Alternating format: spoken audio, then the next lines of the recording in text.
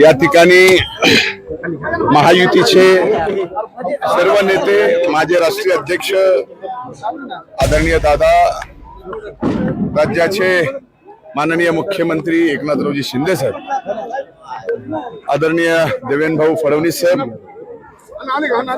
आणि माझ्या भगिनी पंकजाताई आणि माझे असंख्य लाखो जीवाचे सहकारी ज्यांनी ही निवडणूक पूर्णपणे हातात घेतली आणि ज्यावेळेस आता पहिल्या 16 फेरीचा आपण निकाल पाहतोय त्यावेळेस ही निवडणूक माझ्या जिवलग सहकार्यानेच हाती घेतली नव्हती, तर या परळी वैद्यनाथ मतदारसंघातील मायबाप जनतेनेच हाती घेतली होती आणि जात पात धर्म याच्यावरती जी मागच्या काळातली निवडणूक झाली ती सर्व यावेळेस जातीपातीचं धर्माचं राजकारण न करता विकासाच्या कर्तृत्वाच्या या ठिकाणी माग ही मायबाप जनता उभं राहिली।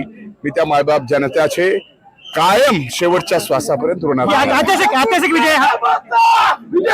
ऐतिहासिक विजयासाठी 26व्या फेरीपर्यंत थांबावं लागेल, पण विक्रम होतोय कारण आतापर्यंत परळी विधानसभा मतदारसंघाच्या इतिहासामध्ये किंबहुना रेणापूर विधानसभाच्या मतदारसंघामध्ये ज्या विजयी उमेदवारांनी मतं घेतलीत त्यामध्ये आताच तुम्ही दुप्पट मतं घेतली, तिथे 10 फेऱ्या आणखी मोजणं बाकी आहे। 16 फेऱ्या झाल्या। मी हे सगळे हे सगळा निकाल आतापर्यंत जे दिसतोय ते नक्कीच एक ऐतिहासिक विजयाकडे वाटचाल आहे, पण 26व्या फेऱ्यानंतर हा विजयाची वाटचाल जी आहे त्याच्यावरती शिक्कामोर्तब होणार आहे। मी पहिल्या दिवसापासून प्रचार जसा लागला आपल्या सगळ्याला सांगतोय की महायुती सत्तेत येणार, क्लीन स्वीप येणार, हे माझा शब्द आहे, क्लीन स्वीप येणार आणि आज तो शब्द या ठिकाणी सरस्वती मातेने पूर्ण केला। विरोधक म्हणतात की हा कौल आम्हाला मान्य नाही।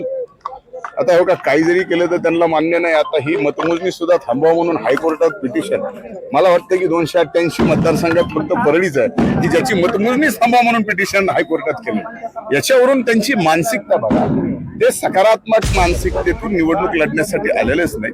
त्यांना इथल्या मायबाप जनतेचं, इथल्या मातीची सगळ्याची बदनामी करायची आहे, त्याच्यासाठी आलेले। त्यांची जागा या ठिकाणी पहिल्या 14 फेरीतच दाखवून दिलेली मायबाप जनतेने।